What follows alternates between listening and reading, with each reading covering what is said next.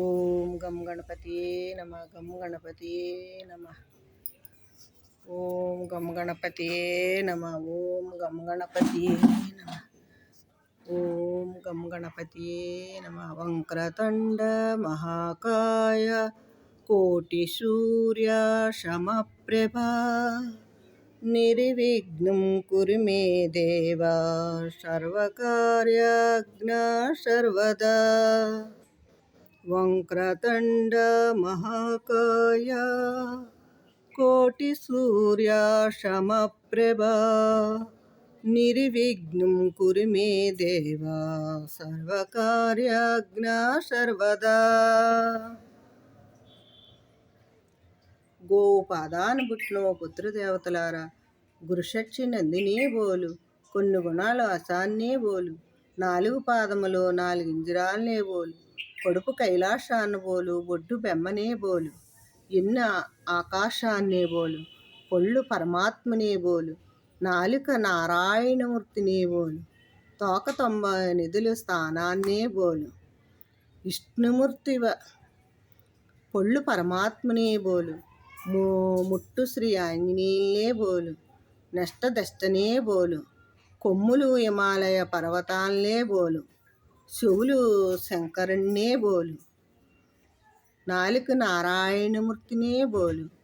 ముట్టు శ్రీ ఆంజనేయులనే బోలు, నష్ట దష్టనే బోలు, నాలుక నారాయణమూర్తినే బోలు, చెవులు శంకరుణ్ణే బోలు, కొమ్ములు హిమాలయ పర్వతాలనే బోలు, 4 పాదములు 4 ఇంద్రియాలనే బోలు, కడుపు కైలాసాన్ని బోలు, బొడ్డు బెమ్మనే బోలు, ఎన్న ఆకాశాన్నే బోలు, పొళ్ళు పరమాత్మనే బోలు, ఆవు పేడ మహాలక్ష్మినే బోలు, ఆవు మైనము సహాలక్ష్మినే బోలు, కడుపు కైలాసాన్నే బోలు, పొదుం పరమాత్మనే బోలు, ఆవు మైనము సుహాలక్ష్మినే బోలు, ఆవు పేడ మహాలక్ష్మినే బోలు, ఆవు పాలు మహాలక్ష్మినే బోలు, కొమ్ములు హిమాలయ పర్వతాలనే బోలు, నష్ట దష్టనే బోలు, ముట్టు శ్రీ ఆంజనేయులనే బోలు, 4 పాదములు 4 ఇంద్రియాలనే బోలు, కడుపు కైలాసాన్నే బోలు, బొడ్డు బెమ్మనే బోలు, ఉదయం గోవుని వర్ణించిన వారికి సకల పాపములు బోను, మధ్యాహ్నం గోవును వర్ణించిన వారికి మహాపాపములు బోను, సాయంత్రం గోవును వర్ణించిన వారికి సకల పాపములు బోను, 4 వేళల యందు గోవును వర్ణించిన వారికి సకల పాపములు పోయి అష్ట ఐశ్వర్యములు కలిగిన అని పార్వతీ పరమేశ్వరుల కైలాసగిరి యందు కూర్చుని చెప్పారంట. అప్పుడు విష్ణుమూర్తి భార్య లక్ష్మీదేవి, ఈశ్వరుడు భార్య పార్వతీదేవి, బ్రహ్మ భార్య సరస్వతీదేవి, భృగు మహర్షి, వశిష్ఠ మహామునులు, నారదుల వారు, సూతుల వారు, అశ్వినీ దేవతలు అందరూ కొలువుదీరు కూర్చుని ఉండి 4 వేళ భూలోకంలో ఎట్టి శ్రీ పుణ్యాత్మురాలు నాదా అని పార్వతీదేవి పరమశివుని అడగ్గా 4 వేళల యందు గోవును వర్ణించిన వంటి శ్రీ పుణ్యాత్మురాలు, 4 వేళల యందు గోవును వర్ణించిన వారికి సకల పాపములు బోను,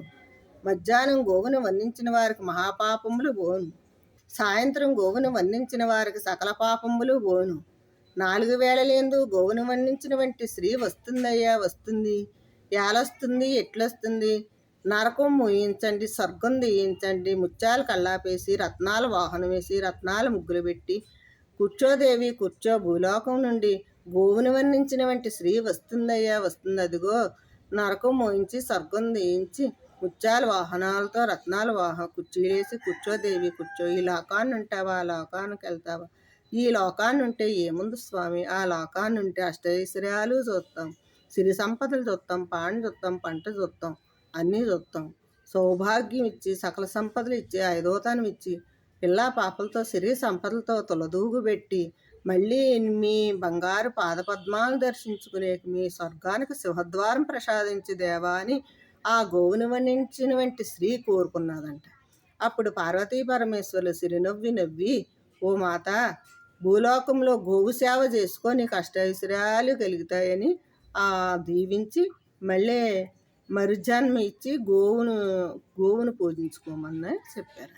ఈ కథ విన్నవారికి,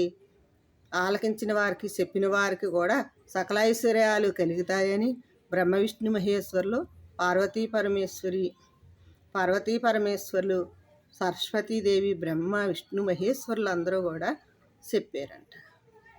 సకల పాపాలు పోతాయి కథ విన్న వారికి, ఆలకించిన వారికి సకల శుభాలు కలుగుతాయంట.